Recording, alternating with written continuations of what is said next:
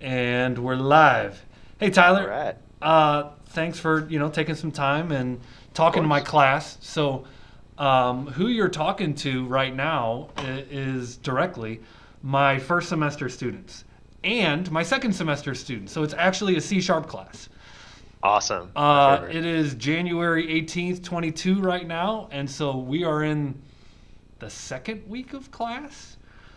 And so, the topics that we're covering, just for your reference, are data types, um,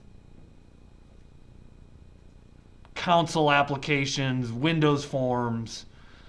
We are not deep into the weeds yet.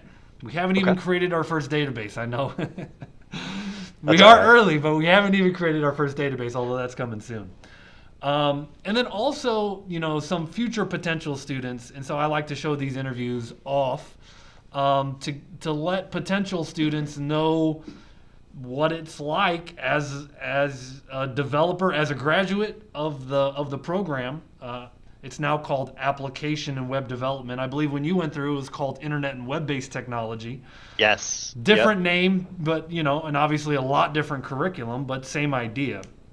Mhm. Potential students love to see what it's like, in the workforce. So, I've got some fond memories of you as a student. You're always a sharp kid, and Yes. I guess how would you introduce yourself? And we'll start there. Sure. I'll start with that. So my name is Tyler Heinrich. I grew up in kind of like St. Louis area, some suburbs and stuff over there. I went to Ranken when I was, about 18, 17 years old, actually. Graduated after 2 years, went into the internet web-based side and everything. I really like the software side. I do some hardware stuff for fun every now and then. So that hasn't completely gone away. But I do love software and basically like coding, programming. It doesn't matter the medium, whether it's, web, mobile. I've done chatbots. I've done all types of stuff. It's a lot of Nice, fun. nice. And then let's see. So then I graduated from Rankin in 2012. And then I went to Westminster College in 2013, graduated from there in 2015. And in 2014, I kind of started my journey of really doing like a lot of programming and coding at the state of Missouri. I was there for about 5 years total. It was a great experience. I was on a great team where I basically got to work with a bunch of different agencies, over 16 agencies at the state. And we were kind of the ones that kind of came in, swooped in, and worked on the different projects that are kind of like really struggling or kind of needed some extra help or maybe just didn't have the expertise right there. So like mobile apps is a great example for that. And I kind of started on those types of things. So I worked there for 5 years, and then I went from this was kind of like the public sector, and then I went to the private sector. So then I did some. First, I started at a like software company called ComputerShare. Worked there for a little bit, and then I went to and I did .NET, C Sharp, web apps, stuff like that. I also did some Java as well. And then I was there for probably about like 5 or 6 months, and then I moved on to agency work. Agency work's totally different beast. You kind of are almost like loaned out for different projects. You have project managers that manage these specific projects for companies or clients. And you're kind of it's almost like a staff aug type thing where like you're a developer for like working on supporting these specific projects. So I got to kind of have my hands in like a bunch of different things, probably over like 20 different websites, different stacks, different types of technology, open source, all custom development, all those types of things. Wow. Did like marketing stuff, payment integrations. I mean, you name you name it. There's a lot of stuff you can do on the web and e-commerce. So mostly like e-commerce there. And then I moved on from there to the current company that I'm at now called Fyin, and they're another agency type company. Fyin, And we F. do FYIN .com. Okay. And I do basically the same type of agency work. I manage different or I'm on just different projects, coding for them, and it's a pretty sweet gig. I love it. So, Awesome. So you've been in the industry altogether. I'm trying to just wrap this up. So you graduated ranking in 12. yep, And you told me on the side that you did get a job, but then you also decided to go back to school. Correct. Yep. For various reasons, you chose to go back to school, and then you really started working full time in what year? Started working full time, I guess, in 2015 when I graduated. I was working part time at the state from 2014 until I graduated in 2015, Okay, like the cool. summer. And so then I went full time from then on. And yeah, it's So kind of where I full got a lot time of since my. 2015, and you're working at Fyin. Now I just looked that up, and it says Yep.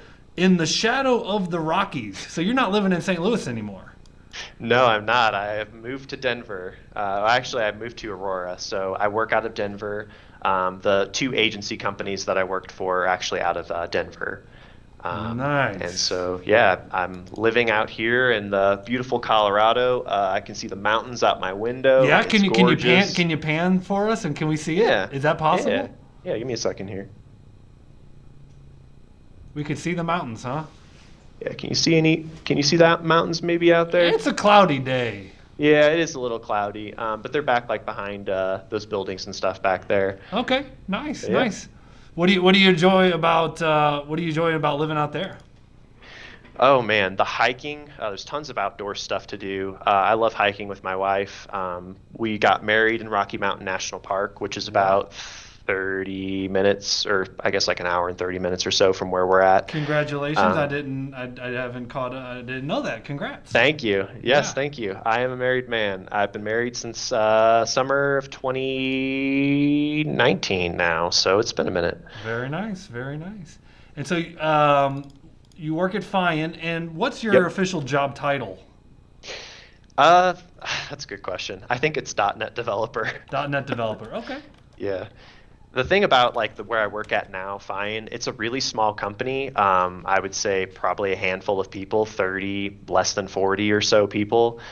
Maybe I work with 5 or 6, 8 other devs, not very many other people on other projects and stuff like that. So it's kind of like working for like a group of friends almost. At least that's the way I kind of sum it Nice, up as. nice. And it's really enjoyable. That's like the best thing about it. It's kind of like almost like working like for like a family or working for family members almost. It's my boss is, I guess technically my boss is like the owner of the company, David. My manager, Dan, he's a really smart guy. He knows a ton of stuff. So kind of just, hanging out, and that's what it really feels like, is just hanging out and doing some coding. Yeah, I mean, you're in t-shirts and shorts, am I right? I am. This is actually our Fyin work shirt. Very nice. And so the whole thing with it is like, if you can kind of see the back here, is that there's different Simplifying. types of like Fyin. Yeah, Nice. so Nice. Very I cool. am revivifying. I breathe new life into code.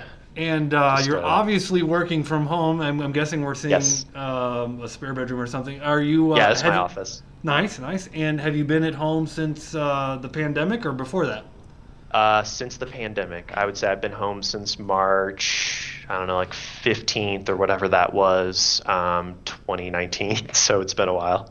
Yeah. Yeah. So you don't go back to the office for much. No, not very often. I'll go there every now and then to kind of meet up with some people and talk to them, maybe for like kind of strategizing or whatever. They kind of have like a main like kitchen area, and we'll kind of just sit around like a kitchen table with like a projector on, talking about code or going over stuff like that.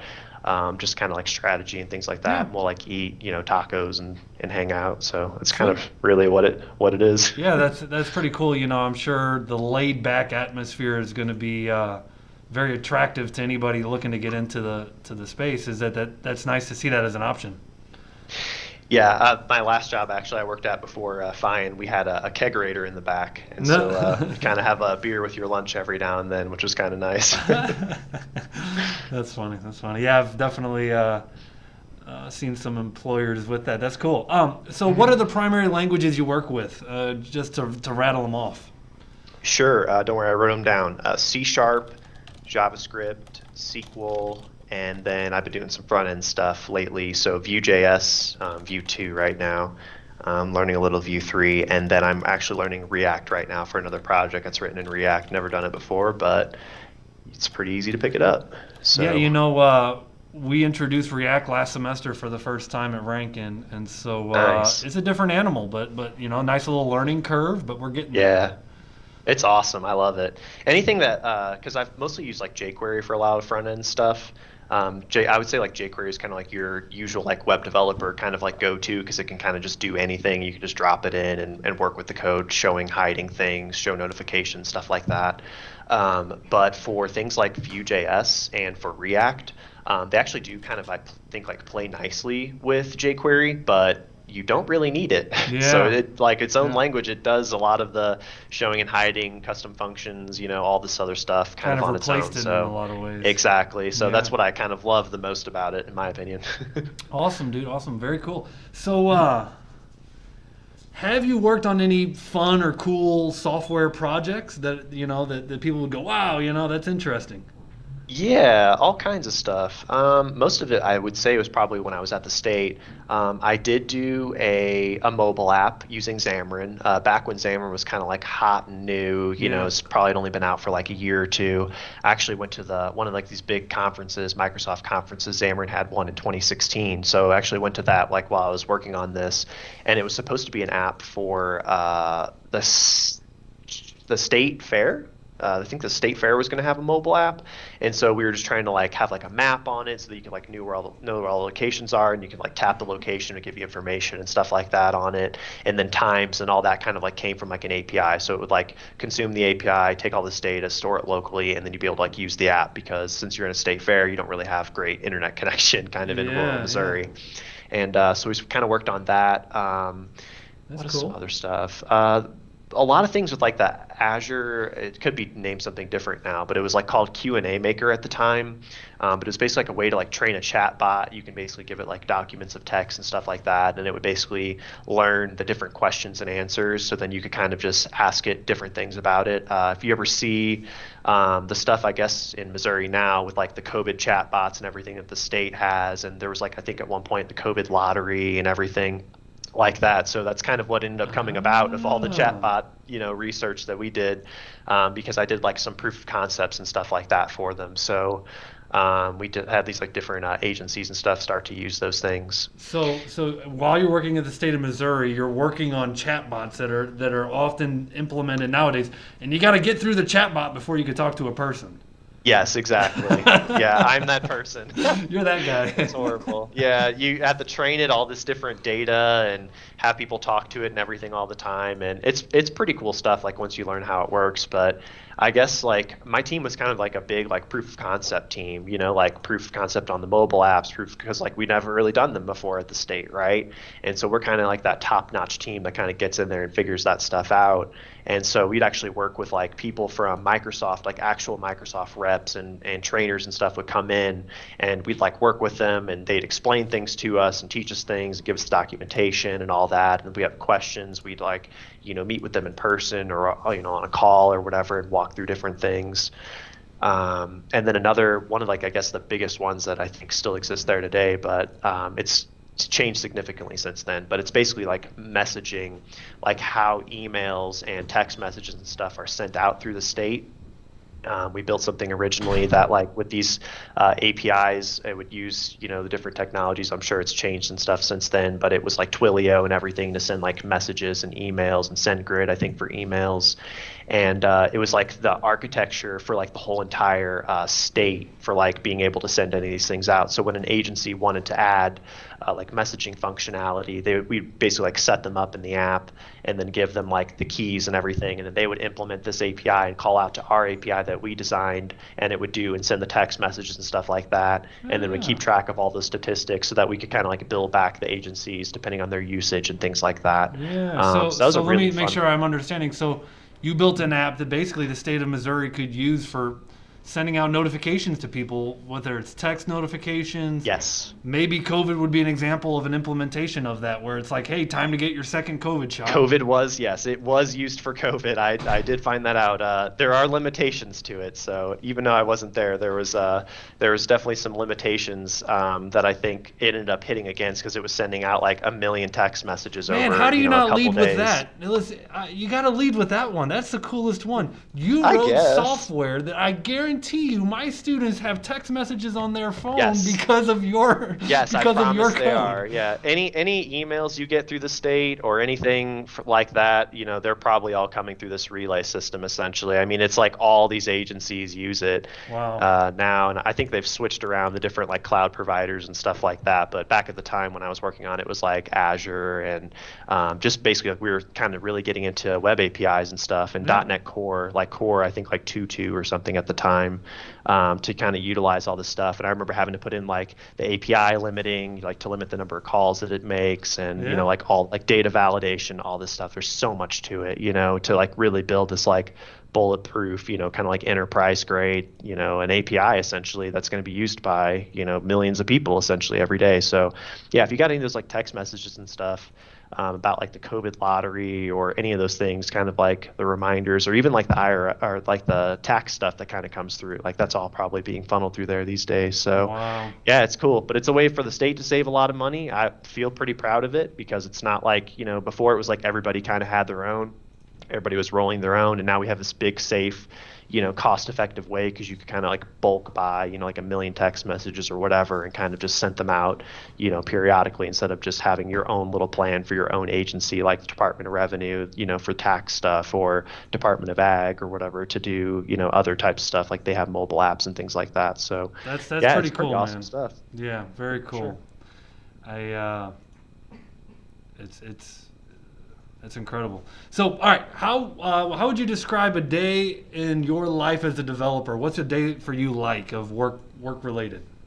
Sure. A day for me is I kind of get up. I usually work around like 7:30 or so. Some days I'm earlier, some days I'm not. Some days I start at 6:30 or 8:30 or whatever. They're pretty flexible. We just have like a meeting that we have every day around like 8:30 or so. We're kind of like it's like almost like a little check-in with your team. Some people call it stand-ups, stuff like that. We're kind of like an agile, company sort of in a way. Yeah. We kind of more like XP type stuff, so it's mostly just like prototyping. I've been in other companies that have done the full Scrum, Agile, whatever stuff that's involved with that. But I'll just kind of have like a little stand-up meeting, and after that, I make my coffee, and then just kind of get into it. And for me, it's kind of like trying to get into like that flow state or like deep work type mode.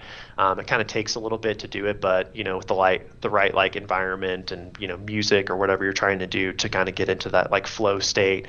And then I just start just knocking out code. And I mean, I just work on it for like a couple hours, kind of take a break, eat lunch, go back at it. But in about like 2 or 3 different like flow states of working for like hour and a half to 2 hours, you just really get a tremendous amount of work done, rather than just sitting there and kind of just coding a little bit and then scrolling, whatever social media and stuff like that.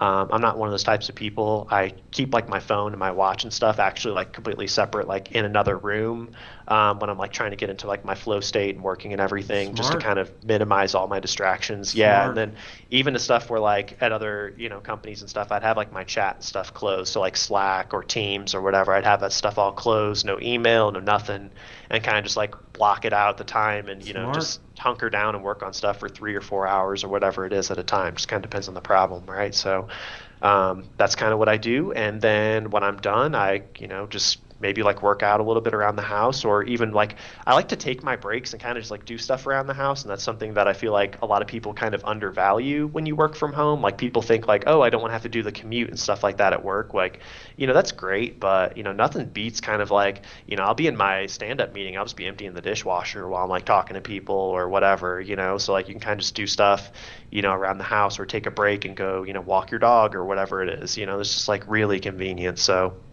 Very that's what I cool. like the most about it. So, kind of wrap up work, and then talk to my wife for a little bit. She's a teacher, and when she comes home, she kind of decompresses, and we talk for a little bit. And then I play video games maybe for a couple hours, and then kind of like read or watch TV, and then go to sleep. So, Nice. it's pretty chill. Very cool. Very cool. Appreciate it. Appreciate it. So, Yep. what tips would you give current students to get their foot in the door at a good employer or their first employer? Of course. Okay. I have a couple things I wrote down for all this. First thing, kind of try and have like a catchy resume. A catchy resume is usually like visually appealing. It's got a lot of, I found quantitative data is really helpful. So saying like things like I updated, this app's security rating from a D to an A. So from like a 20% to a 90% passing, or I worked on over 5 different, websites, or I did, I feel like using numbers really kind of brings it home. Like for me, I put that I presented in front of application development meetings with over 200 developers. A lot of people ask me about that. It's like, I teach, I tutor, I do a lot of, stuff like that. So having just like kind of like what you do on your resume in some sort of numeric format, I feel like helps a lot. Nice, nice. The other thing is kind of for getting your foot in the door, just like know your stuff, be really well versed for your interview, know what, whatever things they're going to be asking, design principles. Like if they ask you, what design principles are and you say solid, be able to back up on what you say for what solid is. In other I've been in an interview where I rattled off what solid is, like just like that, and they thought I was just like memorizing things or something like that. And I'm like, no, I just know what it is, So Yeah, yeah. just be really well versed to the point where they question you. That's was really funny for me. Also know how to sell your expertise. So say you have a great expertise in testing or writing a unit test or stuff like that, and they don't do very well on their testing. Maybe their testing strategy lacks that, or their quality assurance is not very great, or they have a lot of complaints from users. Sell yourself in a way that's like, hey, I'm really great at testing. I know how to write unit tests that are really secure, that cut down the number of defects. This goes back into the resume thing. Like I've cut down from 600 to 200 defects or whatever, stuff like that.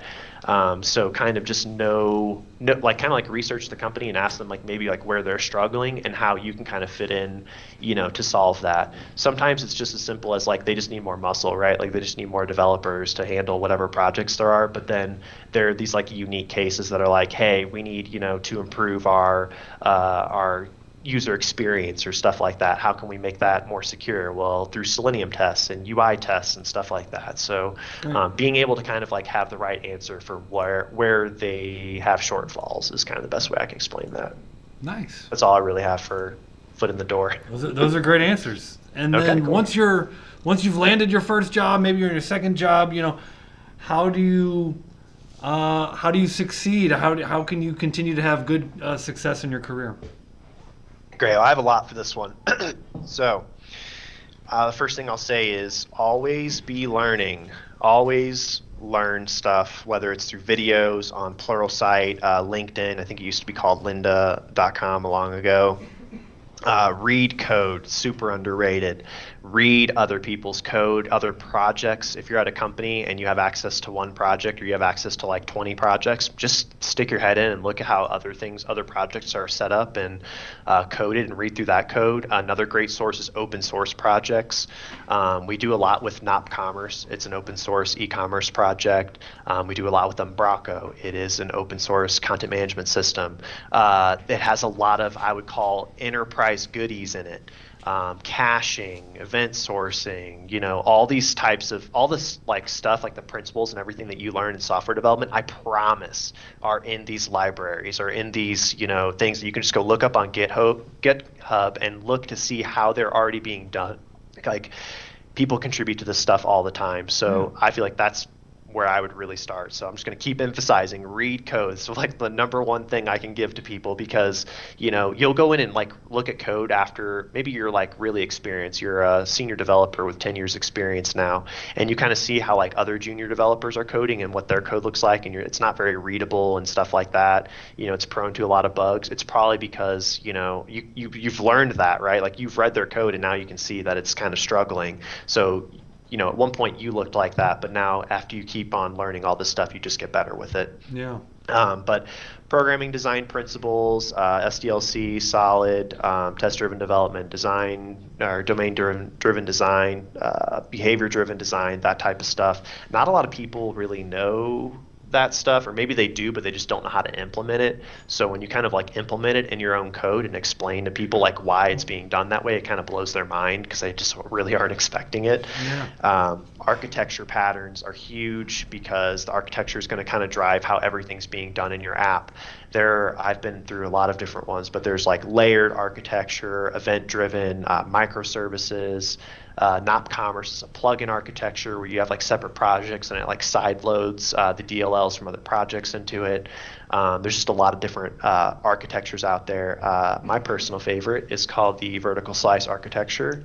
Do some research into it, or I think it's called hexagonal. It's actually a more technical term for it, but it's basically having like everything validation, your model, everything that's being done all in that one spot, or CQRS if you want to do some more research on that type of stuff.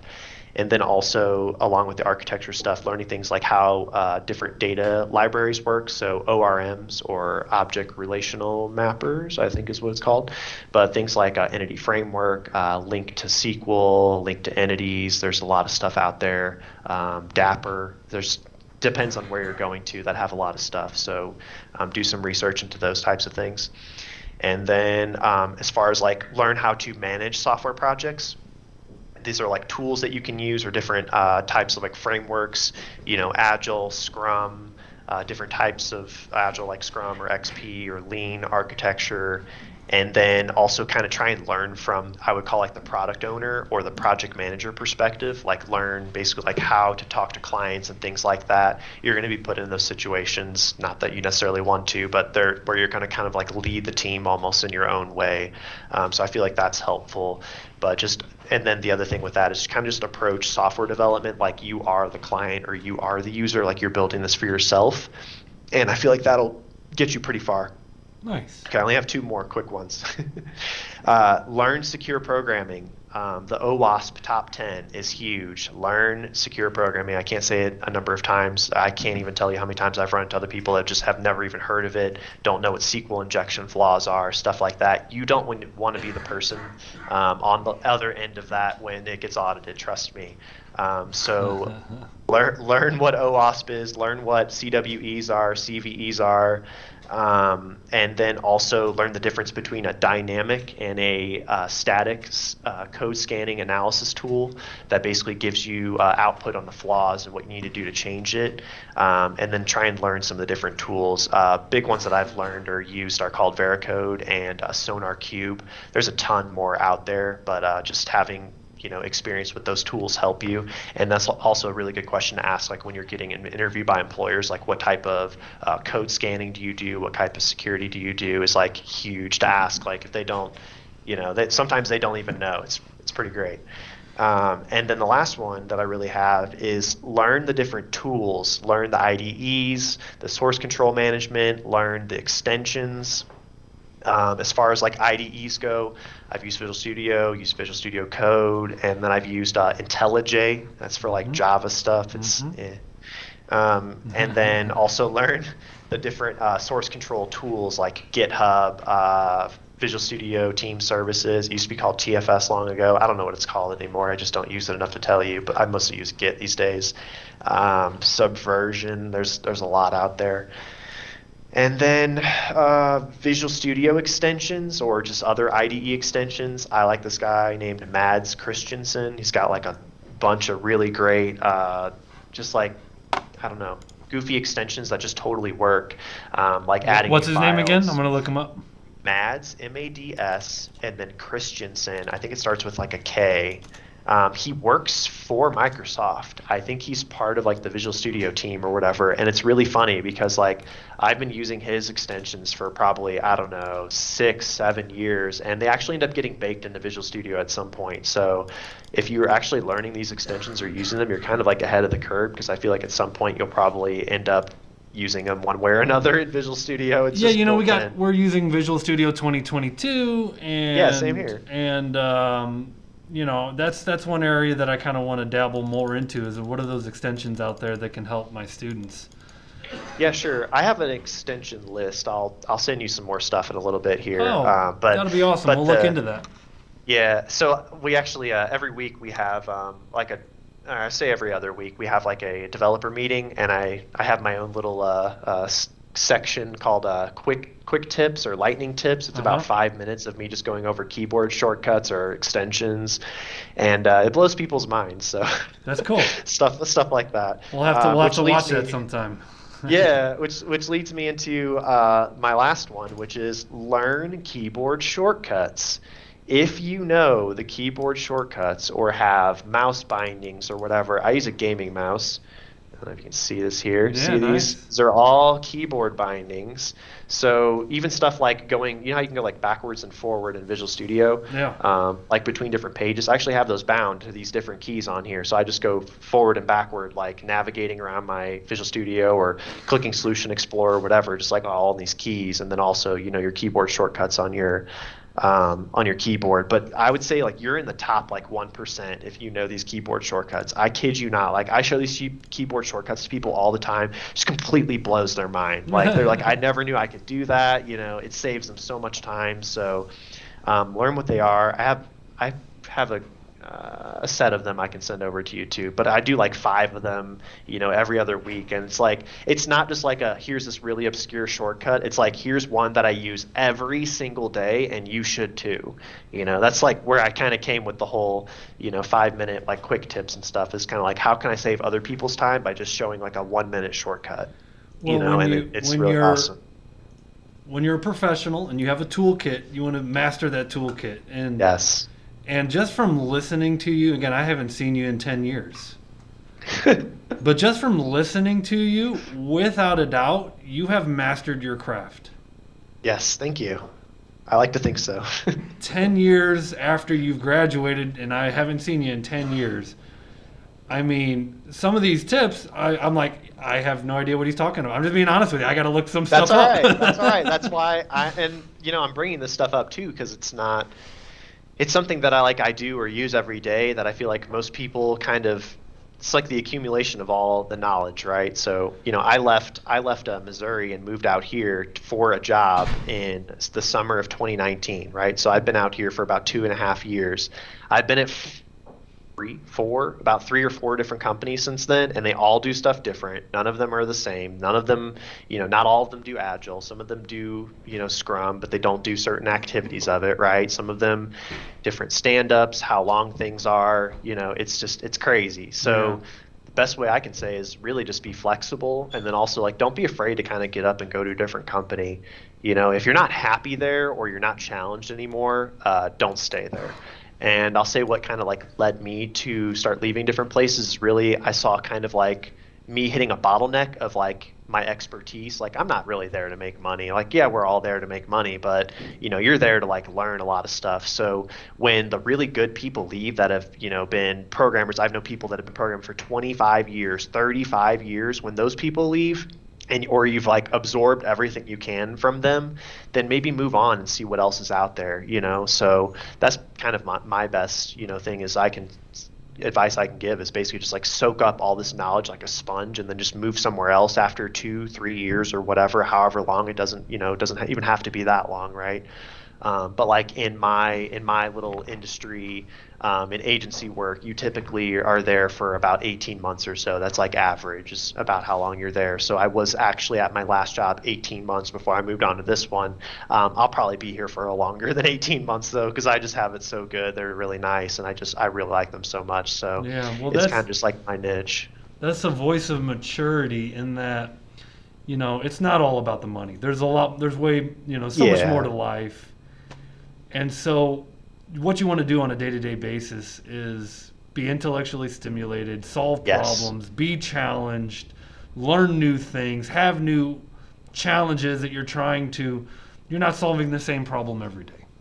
Yeah, exactly. And if you are, then get out of there. That's all I can say. If you're doing like maintenance work every day and it's like the same stuff, you're porting over the same code or whatever, you know, and maybe that's okay, or maybe you're okay with that, I don't know. But if you can't find a way to spin it to like, hey, I'm going to make this like better than it was, kind of, you know, if you're rewriting an app, you're like, I'm going to make this significantly better than it was before. I'm going to use different techniques, different architecture, different whatever, you know, try and use that stuff. If they're limiting you and saying you can't do that, it has to be exactly the same, and you're just copy pasting code or just, you know, not really doing very much, then get out of there. Do something Yeah, else, you know, do yeah, something more challenging, something more fun, because otherwise you're kind of just bored and the day just drags on. Like I will tell you, like my day does not drag on. Like it just flies by like lightning every day. So That's it's awesome, really man. awesome.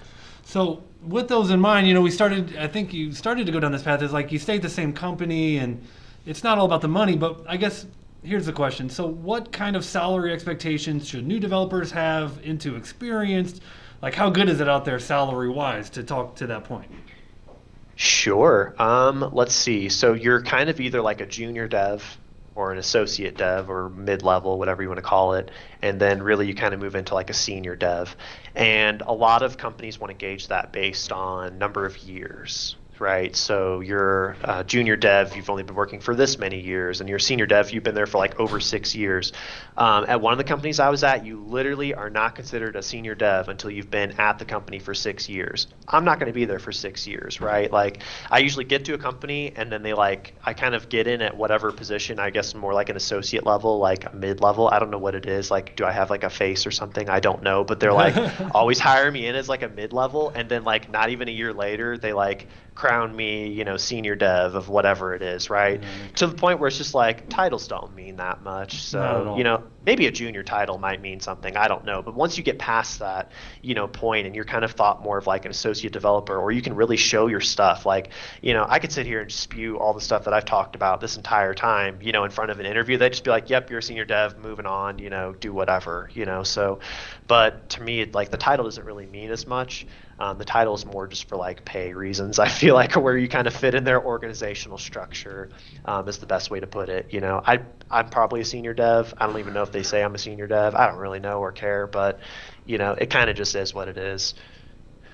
Yeah. So, So anyway, salary wise, I would say if you're a junior dev, you should probably be, making, I would say like 60 probably or 70. An associate probably 70 to 90 maybe, and senior maybe 90 plus. That's probably the best way I can put it. yeah. Out here, it really depends on where you're at, right? Like in Missouri, the salaries are going to be a little different than out here, like in Denver, and then also remote positions. So you could find a remote position paying, 60, and then you could probably find the same remote position with similar stuff paying like 150 because it's in New York or something, right? Like I know people that just literally their job is to make CSS updates and they make 150. So, would Yeesh. your job be pretty, exciting? Probably not, or whatever. I really don't know, but it's kind of just really what it comes down to. But I don't know. I've been making like six figures for probably like a year or two now. So Congratulations. thank you. But I think like anyone can kind of get there. Yeah. You just really gotta apply yourself and kind of move up. You just have to be able to prove yourself. Like if you can prove that you work, super efficiently and that you get code done.